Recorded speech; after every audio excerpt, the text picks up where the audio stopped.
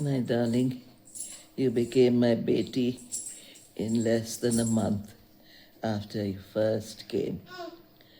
And if you had been here always, I wouldn't be in this state now.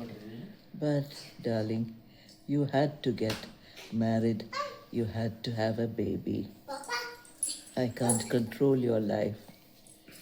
But how much, even after I've gone to Swarg, I will pray for you.